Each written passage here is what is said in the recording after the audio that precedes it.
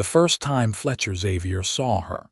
She was bent nearly double under the weight of 2 wooden buckets, water sloshing over the sides as she climbed the steep hill toward the cluster of shanties that clung to the mountainside above Trinity, Colorado. It was the summer of 1874, and the mining town sprawled in a narrow valley between peaks that still held snow even in July. Fletcher had been watching from his position near the tree line, where he had been cutting timber for a new addition to his cabin, and something about the woman's determined stride made him pause mid-swing, his axe suspended in the air. She made that climb 3 times before noon, and Fletcher found himself unable to focus on his work. Each trip took her nearly 20 minutes, and by the 3rd ascent, her steps had slowed considerably. The sun beat down mercilessly despite the altitude, and even from a distance, Fletcher could see the strain in her shoulders, the careful way she set down each foot to avoid spilling more precious water than necessary. The spring was nearly a half-mile down the mountain, and the path was treacherous with loose rocks and exposed roots. Fletcher Xavier was not a man accustomed to town life or the company of others. At 28 years old, he had spent the better part of a decade in these mountains, trapping, hunting, and living by his own rules. His shoulders were broad enough to fill a doorway, his arms thick with muscle earned through years of swinging axes, hauling timber, and wrestling with nature itself. His dark hair fell past his collar, kept back from his face with a leather cord, and his beard was neatly trimmed despite his solitary existence. He stood well over 6 feet tall, and most men in Trinity gave him a wide berth, uncertain what to make of the quiet giant who came down from the mountain only when he needed supplies. But watching this woman struggle day after day, because by the end of that first week, Fletcher had made it his business to be near enough to observe her daily ritual, stirred something in his chest that he had thought long dormant. She was young, probably in her early 20s, with dark hair that she kept pinned back under a faded bonnet. Her dress was worn but clean, patched in several places with careful stitches. She never complained, never asked for help from the miners who occasionally passed her on the path. She simply carried her water, set it down outside a small cabin that looked ready to collapse in the next strong wind, and then made the journey again. On the 8th day, Fletcher made his decision. He had been surveying the land above her cabin, looking for a suitable location, and he had found what he needed. There was a natural depression in the rock about 50 yards from her door, fed by runoff from the higher elevations.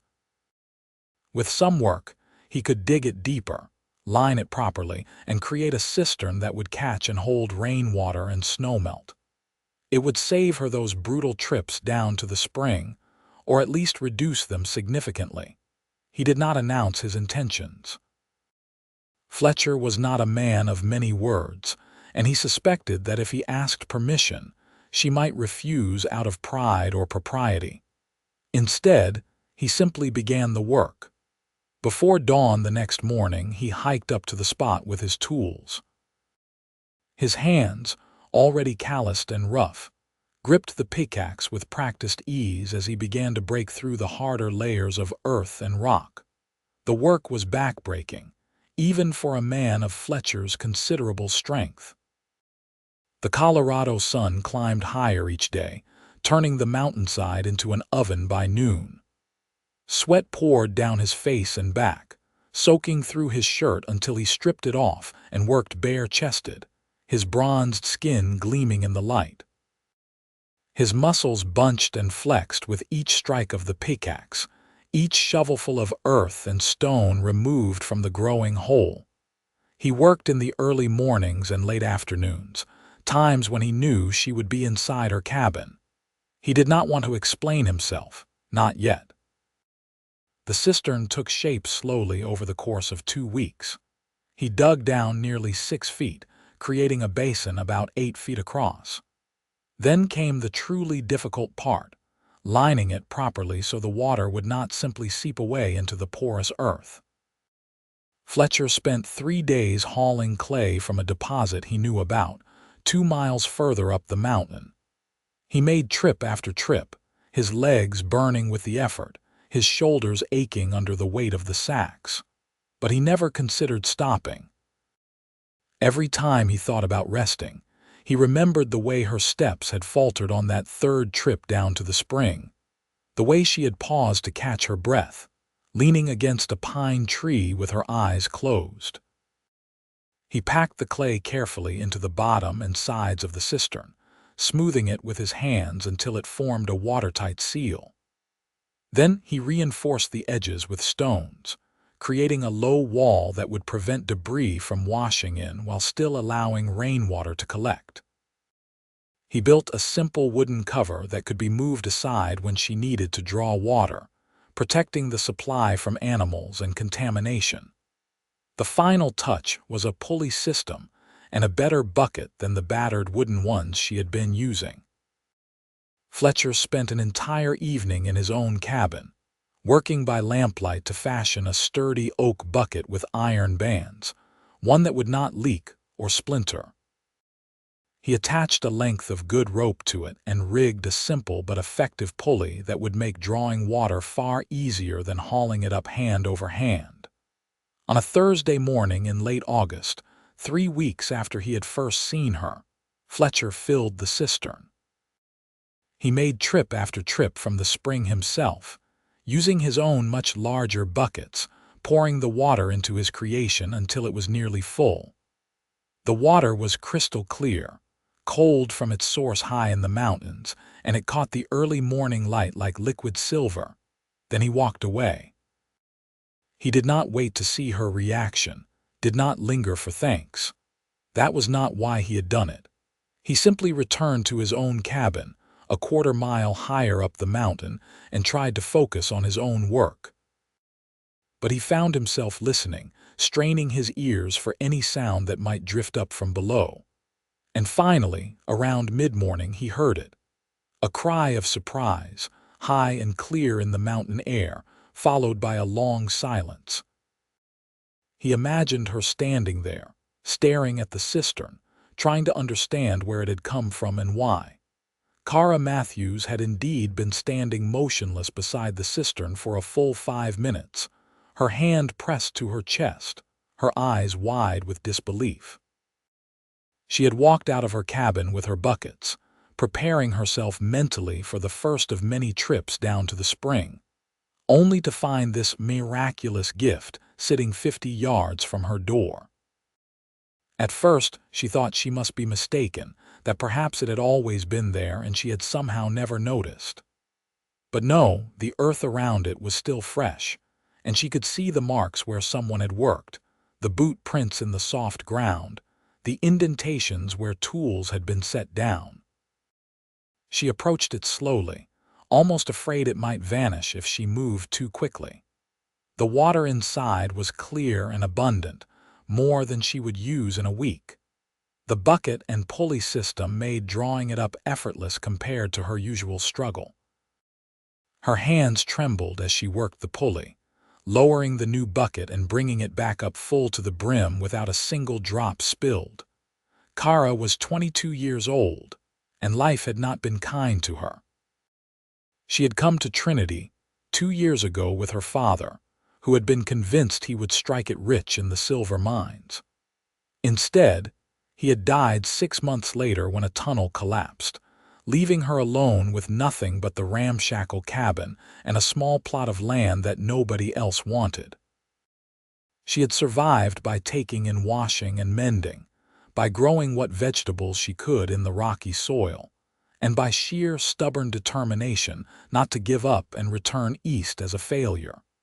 The water had been one of her greatest hardships.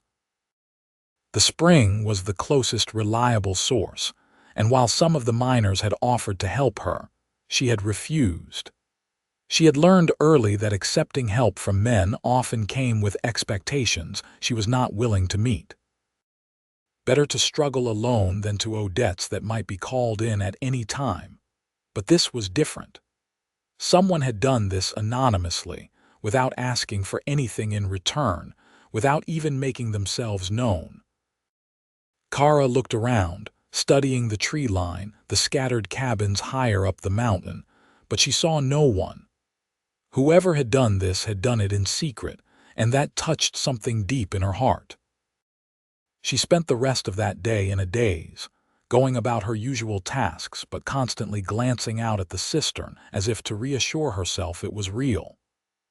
That evening, after she had eaten her simple supper of beans and cornbread, she walked up to the cistern again in the fading light. She placed her hand on the smooth stones someone had so carefully arranged and whispered into the twilight, "Thank you, whoever you are, thank you." Fletcher heard her. He was sitting on the porch of his own cabin, smoking his pipe and watching the stars emerge, and the wind carried her words up to him. Something in his chest tightened and eased at the same time. He had not done it for thanks, but hearing the genuine gratitude in her voice made the weeks of brutal labor feel worthwhile. He told himself that was the end of it. He had helped, she was grateful, and now they could both go about their lives. But Fletcher found that he could not stop thinking about her. Over the next few days, he discovered that he had developed a habit of watching for her, of making sure she was all right. He told himself he was simply checking that the cistern was working properly, but he knew that was a lie. Kara was having similar thoughts. She found herself looking up the mountain frequently, wondering who lived in the cabins above hers, trying to piece together who might have helped her. There were not many people in this part of Trinity. Most of the miners lived closer to the works, down in the valley. The only ones who built up here were those who valued solitude over convenience. She began to ask subtle questions when she went into town to deliver finished washing or to buy supplies. Who lived up on the mountain? Were there any men known for being particularly helpful or kind? But the answers she received were vague and unhelpful. There was old Tom Hendricks, but he could barely manage his own place, let alone build something like her cistern. There were the Morrison brothers, but they had been down working their claim for the past month. And there was Fletcher Xavier, the mountain man, but nobody knew much about him except that he kept to himself and was strong as an ox. Fletcher Xavier. The name stuck in her mind. She had seen him once or twice in town, a tall figure with broad shoulders and an air of quiet competence. He had never spoken to her, had barely seemed to notice she existed. Could it have been him? 2 weeks after the cistern appeared, Kara made a decision. She spent an entire day baking, using precious flour and sugar she could barely afford. She made bread and biscuits, and a simple apple pie from the last of the dried fruit she had saved. Then, on a Saturday morning when she had no other obligations, she packed the food into a basket and began to climb the mountain. There were only 3 cabins above hers. The first belonged to Tom Hendricks, and she ruled him out immediately when she saw him struggling to split firewood, his movements slow and pained with arthritis. The second was clearly abandoned, its door hanging open and windows broken. That left the third, the highest one, set back in a clearing with a magnificent view of the valley below. Kara's heart hammered in her chest as she approached. The cabin was well maintained, she noticed, with a neat stack of firewood and a small garden that showed signs of careful tending. Smoke rose from the chimney despite the warm day, suggesting someone was cooking or perhaps working inside. She was 10 feet from the door when it opened, and Fletcher stepped out. He had been aware of her approach for several minutes, had heard her footsteps and the small sound she made climbing the last steep section of path. He had debated not answering, letting her think no one was home, but something made him open the door. They stared at each other for a long moment. Kara had forgotten quite how large he was, how his presence seemed to fill the space around him. His shirt sleeves were rolled up, revealing forearms thick with muscle and corded with veins. His dark hair was loose around his face, and his gray eyes studied her with an intensity that made her breath catch. "Mr. Xavier," she managed finally, her voice smaller than she would have liked. "Yes, madam," he said, his voice a deep rumble that seemed to resonate in her chest. "I am Kara Matthews. I live down the mountain a ways." "I know who you are," Fletcher said, and then immediately wished he had phrased that differently. It sounded like he had been watching her, which of course he had, but she did not need to know that. "I came to ask you something," Kara said, gathering her courage. "And I brought some things I baked as a thank you if you are the one I should be thanking." Fletcher was silent for a long moment. He could deny it, send her away, maintain his privacy and solitude. But looking at her standing there with her basket and her hopeful, uncertain expression, he found he could not lie to her. "The cistern," he said, not quite a question. "Yes, the cistern." Kara's face broke into a smile that made something in Fletcher's chest flip over. "That was you, was it not?" "You built it." "Did," he admitted. "But why? You do not even know me. I have never spoken to you before today." Fletcher shifted his weight, uncomfortable with the question. "Saw you carrying water, looked like hard work, had the knowledge to make it easier, seemed the right thing to do." His simple, straightforward answer made Kara's eyes sting with unexpected tears. In a world where so many people looked the other way, where survival often meant focusing only on your own struggles, this man had spent weeks of his own time and effort just to make her life a little less hard. "I do not know what to say," she admitted. "Thank you seems completely inadequate for what you have done. You must have worked for weeks." "Was not so much trouble," Fletcher lied. His hands still had blisters that had not fully healed. "I baked these for you," Kara said, holding out the basket. "It is not much, but I wanted to give you something." Fletcher took the basket, his large hands engulfing it. He lifted the cloth covering, and the smell of fresh bread and pie made his mouth water. He lived simply and ate simply, and home-baked goods were a rare luxury. "Did not do it for payment," he said gruffly. "I know," Kara said softly. "That is exactly why I wanted to give you something." They stood there awkwardly for a moment, neither quite sure what to say next. Finally, Fletcher gestured toward his cabin. "Would you like to sit? Got a chair on the porch. Nice view." Kara knew she should probably decline, knew that being alone with a man at his cabin was not proper by any standard, but something about Fletcher made her feel safe rather than threatened. There was a quiet strength to him, but also a gentleness in the way he held the basket, in the way he had built something beautiful just to ease a stranger's burden. "I would like that," she said. Fletcher brought out his second chair, which was really just a stump he had carved into a seat, and they sat together on his porch. Kara had been right about the view. From here, you could see the entire valley, the sprawl of Trinity below, the glitter of the creek that ran through it, and the ring of mountains all around. "It is beautiful up here," Kara said. "Why I built here," Fletcher agreed. "Peaceful. Do you not get lonely?" The question was more personal than she had intended, but Fletcher did not seem offended. He considered it seriously before answering. "Sometimes, but people are complicated. Mountains are simple. Prefer simple." "I understand that," Kara said. "I came here with my father 2 years ago. He died in the mines 6 months later. Most people in town either pity me or ignore me. Neither is particularly pleasant." Fletcher looked at her then, really looked at her, and Kara felt the weight of his attention like a physical thing.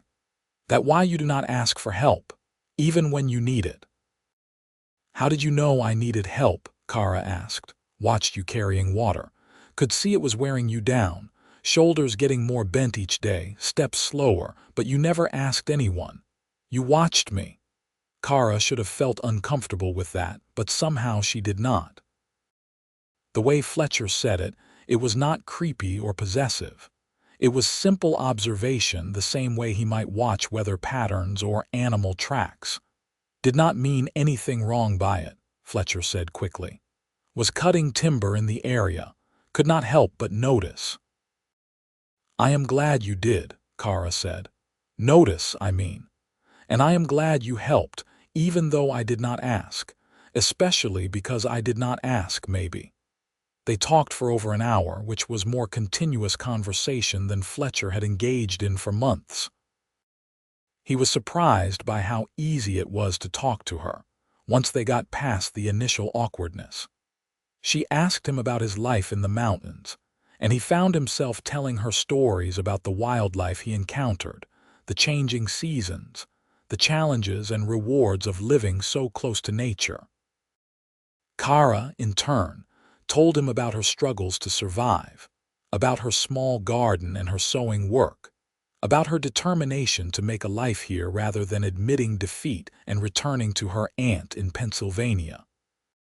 She talked about her father, about his dreams that had died with him in the dark tunnels below Trinity. When the sun began to sink toward the western peaks, Kara stood reluctantly. I should get back before dark. The path is tricky. I will walk you down, Fletcher said immediately. You do not have to do that. Want to, Fletcher said simply. Make sure you get home safe. So they walked down the mountain together, Fletcher adjusting his long stride to match hers, his presence solid and reassuring beside her. When they reached her cabin, he inspected the cistern briefly, checking that everything was working as it should. If it needs anything, you let me know, he said. Come up and tell me or leave a marker by the big split pine halfway up. I pass it most days. I will come check. Thank you, Kara said, for everything, for the cistern, for today, for walking me home. Fletcher nodded, suddenly uncomfortable again now that it was time to leave. Welcome. Enjoy the baking. He was turning to go when Kara spoke again. Mr. Xavier, would you like to come to supper sometime? It is the least I can do, and I would enjoy the company. If you would. Fletcher stopped, his back still to her, and for a moment Kara thought she had overstepped, had presumed too much. But then he turned, and there was something in his eyes that made her breath catch. Would like that, he said. Would like that very much. Sunday next, Kara suggested. Early evening. I will be here. Kara watched him walk back up the mountain, his powerful frame moving with surprising grace over the rough terrain. When he finally disappeared from view, she found herself smiling, her hand pressed against her chest where her heart was beating faster than it should. That night, Fletcher sat on his porch and ate 2 pieces of Kara's apple pie. It was the best thing he had tasted in years, but it was not just the quality of the baking that made him savor every bite. It was knowing that she had made it for him, that her hands had crimped that crust and sliced those apples. It was the beginning of something, though he was not quite sure what yet. Sunday seemed both an eternity away and far too soon. Fletcher found himself nervous in a way he had not been since he was a boy. He bathed in the creek, the water icy cold even in late summer. He trimmed his beard more carefully than usual. He even considered cutting his hair but decided against it, settling instead for tying it back neatly. He did not own much in the way of nice clothes. He was a practical man, and fine fabrics had no place in his life. But he had one shirt that was newer than the others, one pair of trousers without patches. He put them on Sunday afternoon and immediately felt ridiculous, like he was playing dress-up. But the thought of showing up at Kara's door in his usual worn clothes made him uncomfortable too. In the end, he compromised, wearing the newer clothes but adding his usual leather vest. He looked at himself in the small, slightly warped mirror that hung by his door and hardly recognized the man staring back. When had he started caring what he looked like? He knew the answer, of course. He had started caring the moment Kara Matthews had climbed up his mountain with a basket of baked goods and gratitude in her eyes. Fletcher arrived at her cabin precisely at the time she had suggested, carrying a haunch of venison he had smoked the day before. It was a good piece of meat, and he knew from her earlier comments that she struggled sometimes to afford protein. She would never say she needed it, but he could offer it as a guest bringing a contribution to the meal. Kara answered his knock wearing a dress he had not seen before, a simple blue cotton that brought out the color of her eyes. She had taken her hair down from its usual severe bun, and it fell in soft waves past her shoulders. Fletcher felt his mouth go dry. "Mr. Xavier, please come in," she said, stepping back to let him enter. "Fletcher," he said. "You can call me Fletcher." "Fletcher," she repeated as if testing the name. "Then you must call me Kara." Her cabin was small but spotlessly clean. She had done what she could to make it homey, with curtains at the windows and a colorful quilt on the bed in the corner. The table was set for two, with wildflowers in a jar serving as a centerpiece. Something was cooking on the stove, and it smelled incredible. "I brought this," Fletcher said, holding out the venison. "Thought you might be able to use it." Kara took it, her eyes widening. "This is too much. This is several meals' worth." "Got plenty," Fletcher said, which was true. "Be wasted if you do not take it." "Thank you," Kara said, setting it aside carefully. "Truly, meat has been scarce lately." Supper was simple but delicious. Kara had made stew from vegetables in her garden, biscuits that were light and fluffy, and she had saved back one of the apples to make a small crisp for dessert. They ate at the little table, their knees almost touching in the small space, and talked as easily as they had on Fletcher's porch. Fletcher learned that Kara had been educated, unusual for a woman of her circumstances. Her mother had been a teacher before she died, and she had made sure her daughter could read and write and cipher. Kara learned that Fletcher was originally from Missouri, that he had come west after the war, looking for space and silence after too much violence and noise. "Do you ever think about going back?" Kara asked. "No," Fletcher said simply. "Nothing there for me now. Family is gone. The farm was sold for taxes during the war. This is home now." "I feel the same way," Kara admitted. "I have an aunt back in Pennsylvania, but I barely know her. My father and I left when I was 19. Trinity is all I have now, for better or worse." After supper, they sat on her porch, watching the stars come out. The night was cool at this altitude, and Kara wrapped a shawl around her shoulders. They were quiet for a while, but it was a comfortable silence, the kind that only exists between people who are becoming friends. "Can I ask you something?" Kara said finally. "Anything. Why did you really build the cistern? I know you said it was because you saw me struggling, but there are a lot of people in Trinity who struggle. Why help me specifically?" Fletcher was quiet for a long time, trying to find the right words. "When I first saw you carrying that water, the thing that struck me was not just that it was hard work. It was that you never complained. You never asked for help.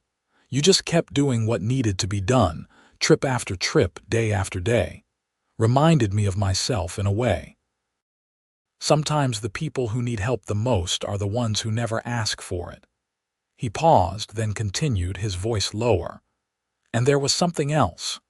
The way you moved, even bent under that weight, there was a grace to it, a determination, made me want to know you. And I am not good with words, not good at talking to people. But I am good at building things, at solving problems. Figured maybe if I could make your life a little easier, that would be a way of introducing myself without having to figure out what to say." Kara felt tears prickling her eyes again. This large, quiet man had such a gentle heart hidden under all that muscle and silence. "It worked," she said softly. "I am very glad to know you, Fletcher Xavier. Glad to know you too, Kara Matthews. That night was the first of many." Fletcher began coming down to Kara's cabin regularly, always with some excuse. He needed to check the cistern. He had extra meat or vegetables. He wanted to repair a loose board on her porch. Kara saw through every excuse and did not mind at all. She looked forward to his visits, found herself watching the path above her cabin in the late afternoons, hoping to see his tall figure making its way down. She began visiting him too, climbing up the mountain on Sunday afternoons when she had finished her week's work. They would sit on his porch and talk, or sometimes they would walk together through the forests he knew so well. Fletcher showed her where the wild strawberries grew, where to find the best mushrooms, how to read animal tracks and weather signs. Kara absorbed it all, fascinated by his knowledge and the patient way he explained things. One Sunday in early September, a month after she had first climbed up to his cabin with her basket of baking, they walked further than usual. Fletcher wanted to show her a waterfall he loved, a place where the creek tumbled down a 30-foot cliff into a clear pool below. The hike was steep, and once or twice Fletcher took her hand to help her over rough spots. Each time their fingers touched, Kara felt a jolt run through her, and from the way Fletcher's hand tightened around hers, she thought maybe he felt it too. The waterfall was as beautiful as he had promised, the water sparkling in the afternoon sun, mist rising up to create tiny rainbows. They sat on a flat rock near the edge of the pool, their shoulders almost touching, and watched the water fall. "This is my favorite place," Fletcher admitted. "Come here when I need to think." "Thank you for sharing it with me," Kara said. "Want to share everything with you," Fletcher said, and then stopped, as if surprised by his own words. Kara turned to look at him, her heart pounding. "Fletcher," he met her eyes, and what she saw there made her breath catch. There was longing in his gaze and uncertainty and a tenderness that made her want to cry.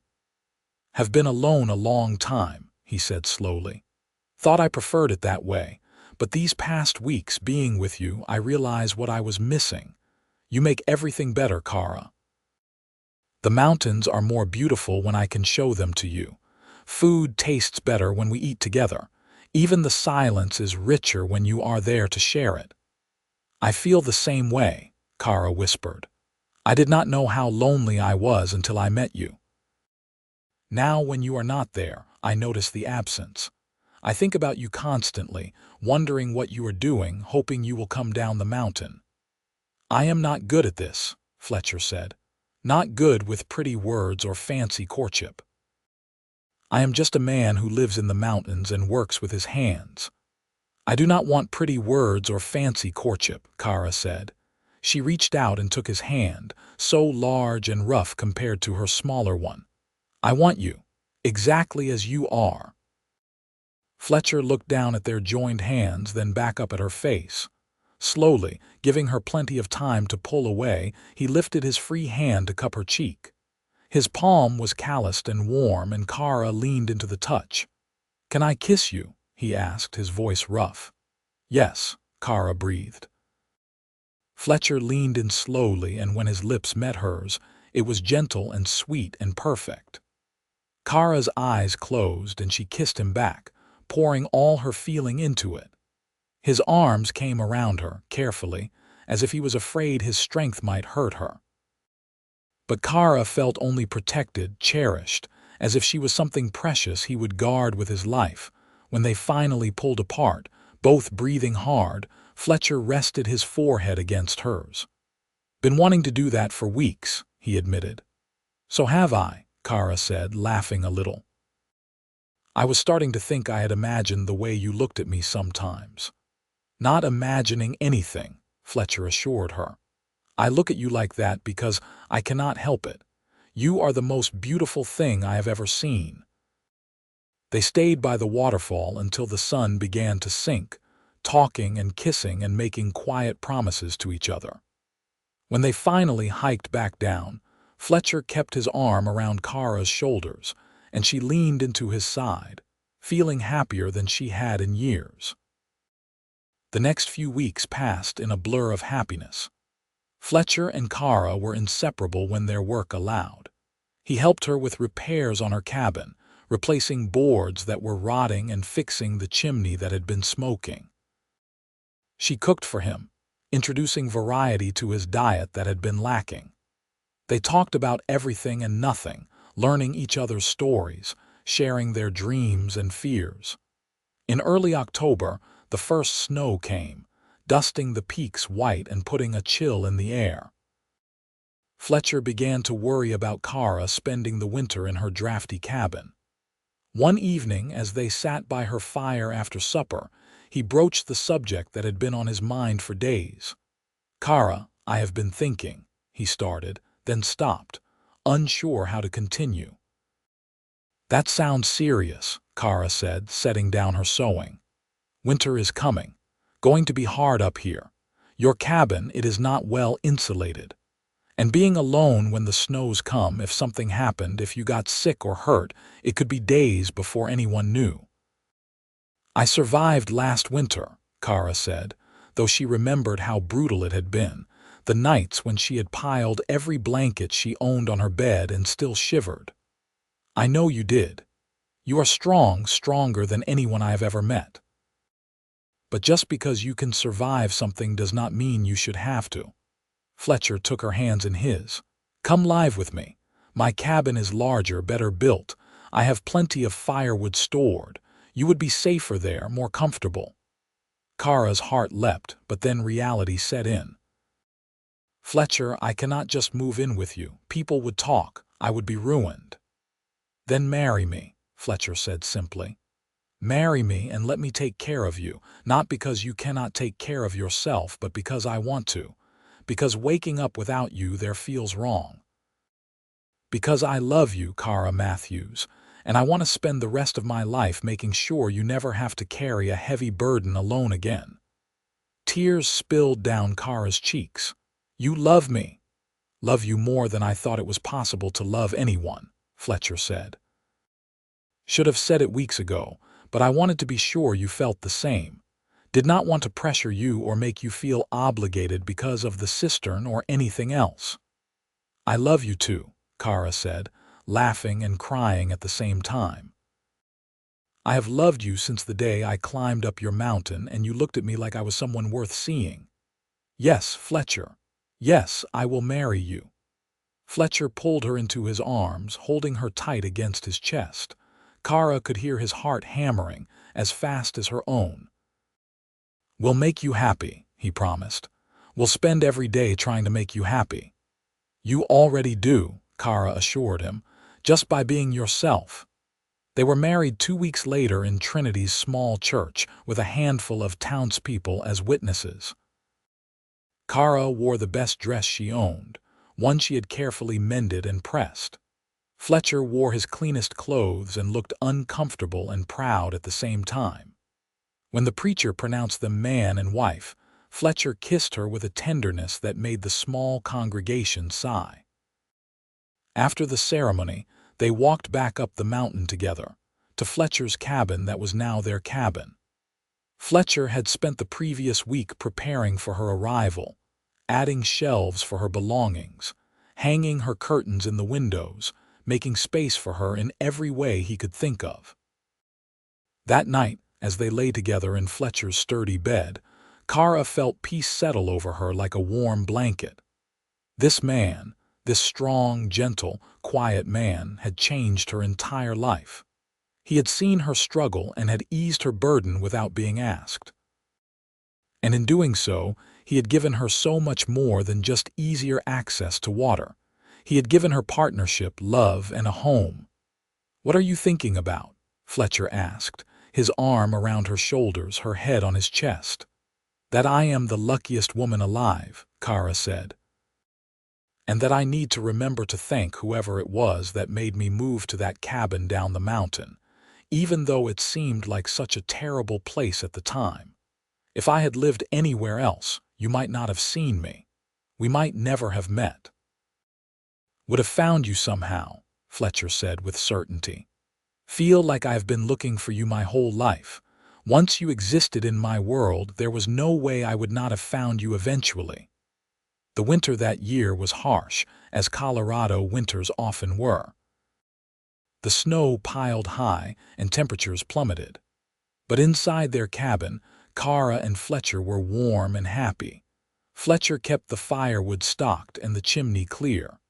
Kara cooked hearty meals and sewed new clothes for both of them. They spent long evenings by the fire, reading aloud to each other from Fletcher's small collection of books, or simply talking, or sitting in comfortable silence while he carved and she knitted. On Christmas morning, Fletcher gave Kara a rocking chair he had spent weeks building in secret, working on it only when she was asleep or occupied elsewhere. It was beautiful, made from smooth pine and carved with an intricate pattern of flowers along the back. "For someday," he said shyly.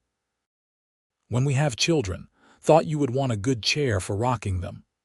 Kara traced the carved flowers with her fingertips, her eyes shining. "It is perfect. You are perfect."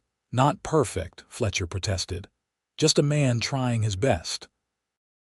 "Your best is pretty wonderful," Kara said, kissing him. Spring came late that year, but when it finally arrived, it transformed the mountain into a paradise of wildflowers and new growth. Kara planted a larger garden near the cabin, and Fletcher helped her fence it in to keep the deer out. They worked side by side, their partnership extending into every aspect of their lives. In May, Kara realized she was pregnant. She told Fletcher one evening after supper, nervous about how he would react. They had not talked much about children, though his gift of the rocking chair suggested he had thought about it. "A baby," Fletcher said, his eyes wide. "We are going to have a baby." "Yes," Kara confirmed. "Probably sometime in early winter if I am calculating correctly." Fletcher stood up so fast he nearly knocked over his chair. Then he picked Kara up, lifting her as easily as if she weighed nothing, and spun her around while laughing. "A baby! We are having a baby!" His joy was infectious, and Kara found herself laughing too, her arms around his neck. "I take it you are happy about this." "Happy does not begin to cover it," Fletcher said, setting her down gently, suddenly worried he had been too rough. "Are you all right? Did I hurt you? Should you be resting?" "I am fine," Kara assured him. "Perfectly healthy."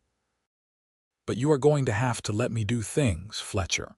I cannot spend the next 7 months sitting in a chair." I know," Fletcher said, but she could tell he was already mentally cataloging all the things he would need to do to prepare, all the ways he would need to take care of her. The pregnancy progressed smoothly. Fletcher was attentive without being overbearing, finding the right balance between helpful and hovering. He expanded the cabin, adding a small room that would serve as a nursery. He built a cradle from the same pine he had used for the rocking chair, carving it with the same care and attention to detail. Kara continued her work through the summer and into the fall, though she did accept Fletcher's help more readily as she grew larger and tasks became more difficult. She no longer protested when he insisted on carrying heavy things or when he walked down to the cistern he had built for water instead of letting her do it. "You built me that cistern so I would not have to carry water," Kara reminded him one day. "Now you are carrying it for me anyway." "Different now," Fletcher said. "You are carrying something far more precious and heavy than water. Let me do this." Their son was born on a snowy night in January of 1876, with the help of a midwife from town who had braved the weather to reach them. The labor was long and difficult, and Fletcher paced outside the bedroom like a caged animal, flinching at every sound Kara made.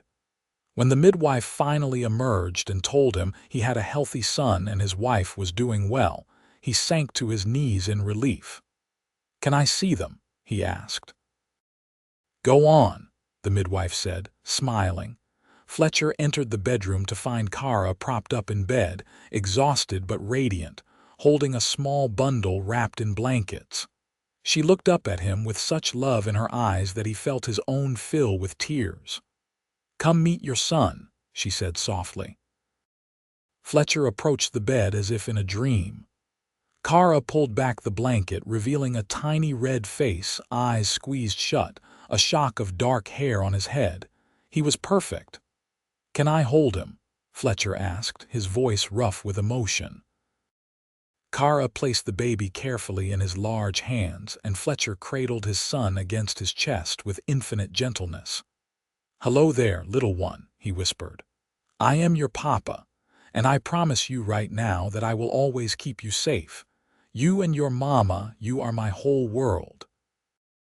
The baby made a small sound, and Fletcher felt something in his chest crack open and expand. Love, fierce and protective and overwhelming, flooded through him. "What should we name him?" Kara asked. They had discussed names but had never quite decided. Looking at his son's face, Fletcher knew. "Henry," he said, "after my father. He was a good man, strong and kind, would be proud to have a grandson." "Henry Xavier," Kara said, testing it out. "I like it. Hello, Henry. Welcome to the world, my sweet boy." The next few months were exhausting but wonderful. Henry was a good baby, healthy and strong, with his father's gray eyes and his mother's dark hair. Fletcher was a devoted father, willing to wake in the night to help Kara, happy to walk the floor with Henry when he was fussy. He built a bigger table so Henry's cradle could sit nearby while they ate. He carved toys and sang lullabies in his deep, rumbling voice that always seemed to calm the baby. As the snow melted and spring arrived again, the small family settled into a comfortable rhythm. Kara would tend to Henry and the house while Fletcher worked on various projects, always within earshot in case she needed him. In the afternoons, weather permitting, they would take walks together, Henry bundled against Kara's chest in a sling Fletcher had fashioned from soft leather. One afternoon in late spring, they walked down to the cistern Fletcher had built nearly 2 years earlier. It was still functioning perfectly, still saving them countless trips down to the spring below. "You remember the first time I came up to your cabin?" Kara asked, looking at the cistern. "I was so nervous. I did not know if you would admit you had built this, did not know what kind of man you were." "Remember it like it was yesterday," Fletcher said, shifting Henry to his other shoulder. "You standing there with your basket, asking if I was the one you should be thanking." "Prettiest thing I had ever seen, and I did not have a clue what to say to you." "You did fine," Kara assured him. "More than fine. You invited me to sit, and we talked, and I remember thinking that I had never felt so comfortable with anyone so quickly." "Feel the same way," Fletcher said. He put his free arm around her shoulders, pulling her close. "Sometimes I still cannot believe how lucky I am, that I saw you that day, that I decided to help, that it led to all this." He looked down at Henry, then at Kara. "You two are everything to me." "You are everything to us too," Kara said, leaning into his side. Henry grew quickly, as children do. By his first birthday, he was toddling around the cabin, getting into everything with the determined curiosity of all young children. Fletcher baby-proofed as much as he could, moving dangerous things out of reach, creating safe spaces for Henry to explore. In the summer of 1877, Kara discovered she was pregnant again. This time, the news was expected and welcomed, though Fletcher was no less thrilled than he had been the first time. "Hope it is a girl this time," he said, his hand on her still flat belly. "Little girl who looks just like you." "You would be wonderful with a daughter," Kara agreed. "Though another boy would be just as wonderful. I just hope for a healthy baby." Their daughter was born in March of 1878, in the early morning as dawn broke over the mountains. The labor was faster this time, and by the time the midwife arrived, the baby was nearly there. Fletcher caught his daughter himself, with the midwife talking him through it, and placed her on Kara's chest with trembling hands. "A girl," he breathed. We have a daughter." She was smaller than Henry had been, with a cap of light brown hair and eyes that would eventually turn the same blue as Kara's. They named her Rose, after the wild roses that grew near the waterfall where Fletcher and Kara had first kissed. Henry was fascinated by his baby sister, wanting to touch her constantly, bringing her his toys, trying to share his food with her.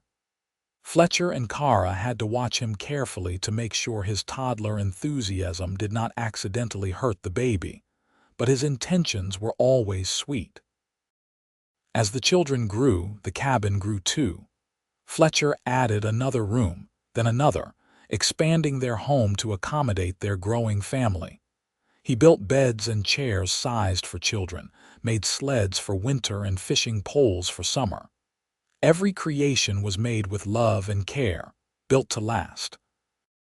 Kara continued her sewing, though now much of it was for her own family rather than for pay.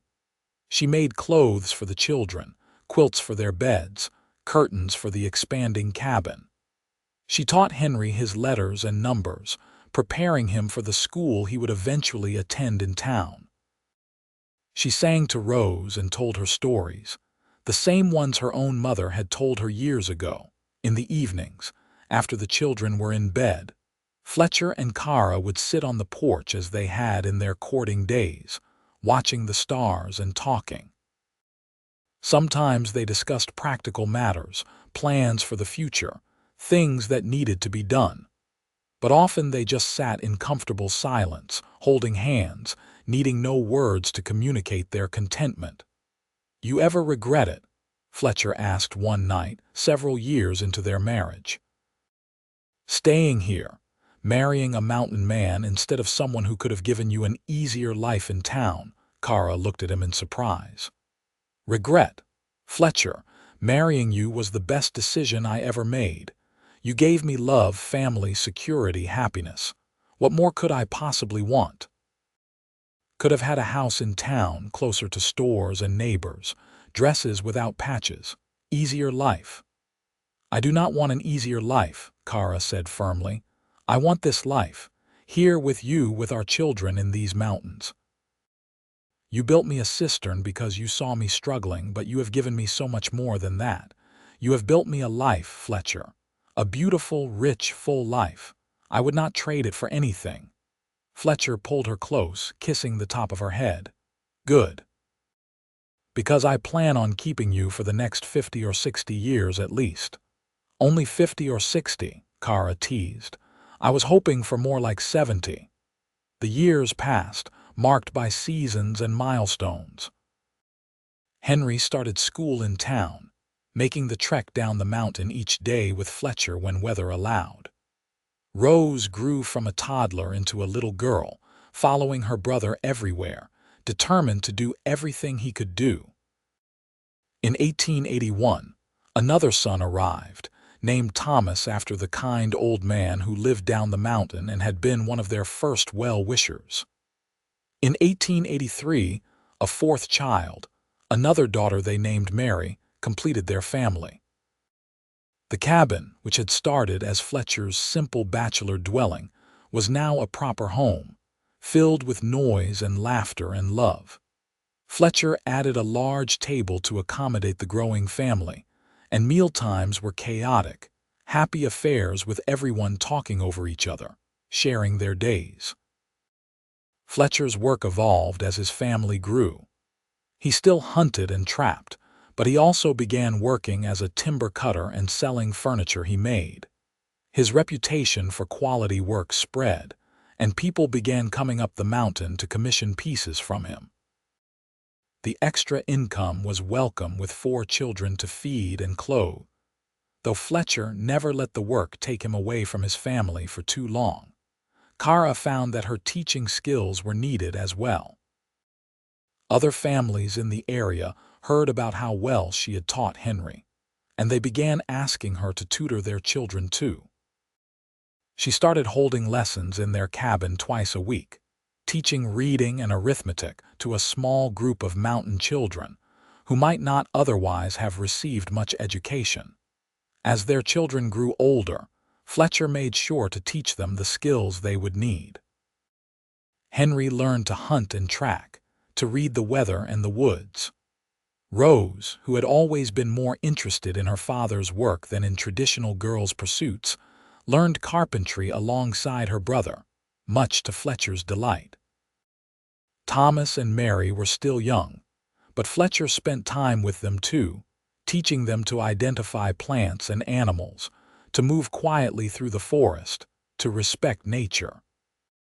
On a golden afternoon in September of 1885, 11 years after Fletcher had first seen Kara carrying water up the mountain, the whole family gathered at the cistern. It needed some repair, and Fletcher was resealing portions of the clay lining that had cracked over the years. The children played nearby while Kara watched, Henry now 9 years old and tall for his age, Rose 7 and fearless, Thomas 4 and curious about everything, and baby Mary toddling around under everyone's feet. "Papa, tell us again how you built this," Rose demanded. She had heard the story before, but she never tired of it. Fletcher looked up from his work, his face weathered by years of mountain sun but still strong and handsome. "Well now, that is a good story. Want to tell it, Kara?" Kara smiled, settling Mary more comfortably on her lap. "Your papa built this before your mama and papa even knew each other properly. He saw me carrying water all the way from the spring down the mountain, which was very hard work. And instead of just watching or ignoring it, he spent weeks building this cistern so I would not have to work so hard." "Because he loved you?" Rose asked. "He did not even know me yet," Kara said. "He did it just because he saw someone who needed help and he had the ability to help them." "That is what you are supposed to do," Fletcher added. "When you see someone struggling and you can make it easier, you do it. Do not wait to be asked. Do not expect thanks. You just do what is right." "Is that why you married Mama?" Henry asked. "Because you helped her?" "No," Fletcher said firmly. "Helped your mama because it was the right thing to do, married her because I fell in love with her. Because she is smart and brave and kind, and being with her makes everything better. The helping came first, but the love is what mattered." "You still love Mama?" Thomas asked in the direct way of small children. "More every day," Fletcher said, meeting Kara's eyes across the cistern. "More every single day." That night, after all the children were finally asleep, Fletcher and Kara sat on their porch as they so often did. The night was cool, autumn beginning to creep into the mountains, and Kara wore a shawl over her shoulders. Fletcher's arm was around her and she leaned into his solid warmth. "4 children," Kara marveled. "When I was carrying water up that mountain, so exhausted I could barely think, I never imagined this. That I would have a husband who loves me, children who are healthy and happy, a real home." "I imagined it," Fletcher admitted. "Or something like it. From the first time I saw you, I imagined what it would be like to know you, to talk to you. And then I did get to know you, and reality was so much better than imagination. And then we got married, and that was better still. And then the children came, and each one has made everything richer." "No regrets?" Kara asked, echoing his question from years ago. "Not a single one," Fletcher said. "Well, maybe one." "What?" "I regret that I waited so long to introduce myself. Should have built that cistern faster, talked to you sooner, could have had a few more weeks of happiness." Kara laughed softly. "We have had plenty of happiness, Fletcher Xavier, a lifetime of it, and we are not even close to done yet."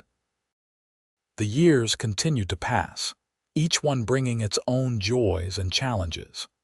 Henry grew into a strong young man, much like his father, though he dreamed of becoming a teacher like his mother. Rose remained fascinated by building and making things, and Fletcher taught her everything he knew.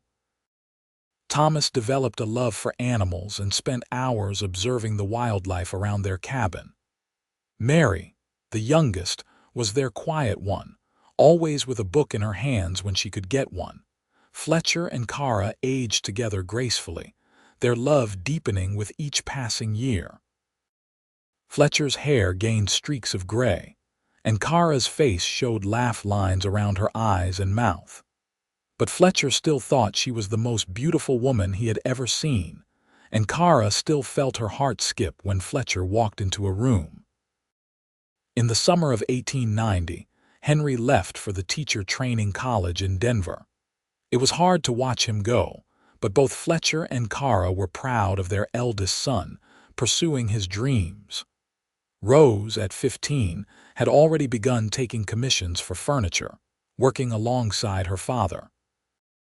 Thomas, at 12, had announced his intention to become a veterinarian, though that would require years of schooling they were saving for.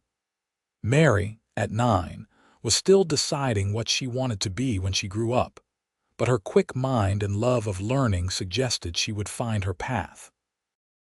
On their 15th wedding anniversary, Fletcher took Kara back to the waterfall where they had first kissed. The children were old enough now to be left for an afternoon, with Henry home for the summer and capable of watching his younger siblings. They sat on the same rock where they had sat all those years ago, older now but no less in love. The waterfall tumbled down just as it had then, eternal and unchanging. 15 years, Kara said wonderingly. It has gone so fast. And so slow, Fletcher said. Feel like I have always known you. Cannot remember what life was like before you. It was quieter, I imagine, Kara teased, and cleaner and much more organized. It was emptier, Fletcher said seriously. Like I was only half alive. You and the children, you made me whole, gave me purpose beyond just surviving. Kara took his hand, this man who had changed her life so completely. I love you, Fletcher. I loved you when we were young and everything was new, and I love you now when we are older and everything is familiar. I will love you when we are old and gray, sitting on our porch watching our grandchildren play. Going to hold you to that, Fletcher said, pulling her close. Because that is exactly the future I want. You and me and our family, here in these mountains, until we are too old to climb them anymore.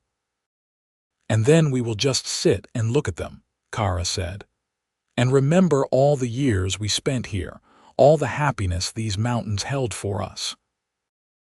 They kissed there by the waterfall, just as they had 16 years earlier, and the love between them was as strong as ever, tempered and strengthened by time and trials and triumphs shared. As they walked back to their cabin hand in hand, Kara paused by the cistern. It was still there, still functioning, though it had been repaired and maintained many times over the years. This is where it all started, she said, with you seeing someone who needed help and deciding to give it. Best decision I ever made, Fletcher said. Building this cistern led to everything else, led to you, to us, to our children and our life together. If I had walked away, if I had decided it was not my problem, I would have missed all of it. I am glad you did not walk away, Kara said softly. I am glad you saw me, really saw me, and decided I was worth the effort. You were worth every moment of hard work, Fletcher said. Worth every blister and every aching muscle. Would do it all again in a heartbeat and more besides if it meant ending up here with you. They stood there together as the sun set, casting long shadows across the mountain, the cistern beside them a testament to where their love had begun. It was not a grand romantic gesture in the traditional sense, but it was perhaps more meaningful for that. It was practical and thoughtful, an act of service that had spoken louder than any words could have. The years continued to unfold, bringing both joy and sorrow as all lives do. They lost Thomas's beloved dog to old age and spent several days consoling their grieving son. They celebrated when Henry got his first teaching position at a school in a nearby town. They watched with pride as Rose opened her own small workshop, one of the few female furniture makers in Colorado. They supported Thomas through years of difficult schooling, until he finally achieved his dream of treating animals. They saw Mary fall in love with a kind young man who treated her like precious treasure. Through it all, Fletcher and Kara remained the center of their family, the foundation on which everything else was built. They celebrated birthdays and holidays, weathered illnesses and injuries, mourned losses and rejoiced in victories. Their cabin was always open to their children, and later their grandchildren, a haven of love and acceptance. In 1900, Henry brought home a young woman he wanted to marry. Her name was Sarah, and she was as bookish and passionate about education as he was. Fletcher and Kara welcomed her warmly, and the wedding was held at the cabin, with the whole family in attendance. In 1902, Rose shocked everyone by marrying another furniture maker, a woman named Alice who had come west from Boston.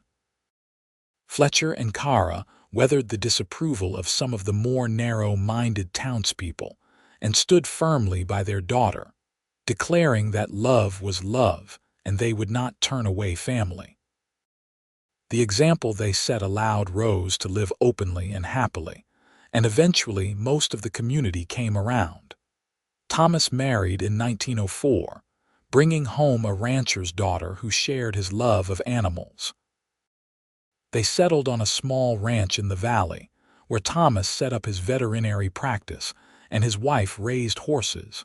Mary was the last to marry in 1906 to her longtime sweetheart. They moved to Denver, where he worked for the railroad and she taught school. As their children built their own lives, Fletcher and Kara found themselves alone in the cabin again, but it was a comfortable solitude, rich with memories. They were grandparents now, and the cabin that had once been filled with their own children's laughter now echoed with the voices of the next generation. Fletcher was 54 now, his hair more gray than dark, his body showing the years of hard mountain living. But he was still strong, still capable, still the protector and provider he had always been. Kara was 48, her beauty matured and deepened by time, her eyes still as bright and her smile still as warm. On a crisp October evening in 1907, they sat on their porch as they had done thousands of times before. The mountains were painted in autumn colors, gold and red and orange against the evergreen of the pines. The air smelled of wood smoke and fallen leaves. 33 years, Kara said, thinking back to their wedding day. We have been married for 33 years. Best 33 years of my life, Fletcher said, though I plan on the next 33 being even better. Ambitious, Kara teased. We will be quite old by then. Do not care how old we get as long as we get there together. Kara reached over and took his hand, their fingers intertwining automatically, a gesture so familiar it was like breathing. I never thanked you properly, you know. For what? For building that cistern. For seeing me when I thought I was invisible. For loving me when I did not think anyone ever would. For giving me a life I never dreamed was possible. Did not do it for thanks, Fletcher said, as he had all those years ago. Did it because it was right. Did it because even then, before I knew you, I cared about you. The moment I saw you struggling up that hill, something in me recognized something in you, like my soul knew yours before my mind caught up. I felt the same way, Kara admitted. When I first came up here and saw you standing in your doorway, this big, intimidating man, I should have been frightened. But I was not. I felt safe. I felt seen. I felt like I had finally found what I had been looking for my whole life, even though I had not known I was looking. We found each other, Fletcher said. Or maybe the mountains brought us together. Either way, I am grateful for every moment. They sat in silence for a while, watching the stars emerge one by one. Somewhere down the mountain, an owl called. The wind rustled through the pines, creating its eternal song. You think they understand? Kara asked eventually. Our children, our grandchildren, Do they understand how lucky we are, how rare this kind of love is? Henry does, Fletcher said. Can see it in the way he looks at Sarah. And Rose, she fought for her love against all kinds of pressure. She understands. Thomas and Mary, they are young yet, but they will learn. And the grandchildren, they will grow up seeing what real love looks like, seeing how we treat each other. That is worth more than anything we could tell them. We set a good example, Kara agreed. We lived a good life, Fletcher corrected. Are still living it. This is not past tense, Kara. We still have years ahead of us, years to watch our grandchildren grow, maybe even meet great-grandchildren, years to sit on this porch and watch these mountains. Years to love each other. Kara smiled, leaning her head on his shoulder.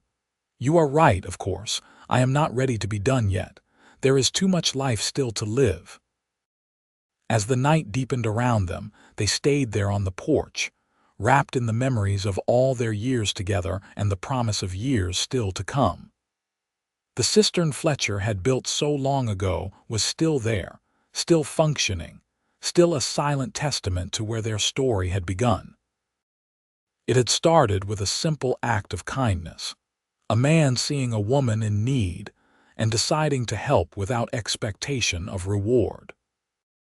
But that simple act had bloomed into a love story that spanned decades, that created a family, that left a mark on the world through children and grandchildren who carried forward the lessons their parents had taught them.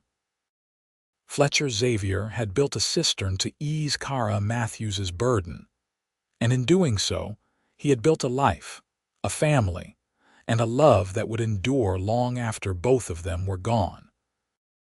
And sitting there on their porch, hands clasped and hearts full, they both knew that they would not change a single moment of the journey that had brought them to this place.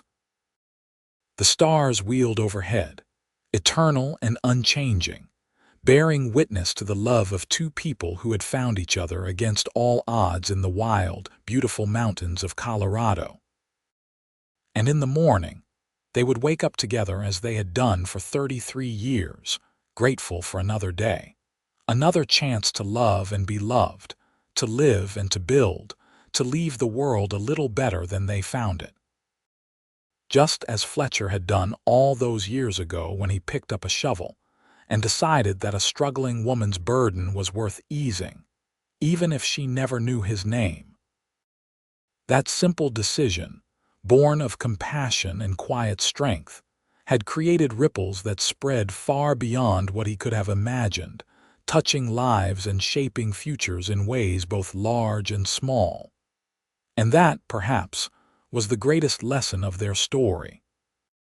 That kindness matters, that seeing and helping those in need changes the world, that love built on a foundation of service and respect can weather any storm and last a lifetime. As Fletcher and Kara finally rose from their porch and went inside their cabin, the mountains stood guard around them, ancient and enduring, keeping their secrets and sheltering the love story that had unfolded in their shadow. And the cistern, that humble beginning to an extraordinary love, continued to hold water, continued to serve, a lasting monument to the moment when a mountain man saw a woman carrying water uphill and decided to build her something better,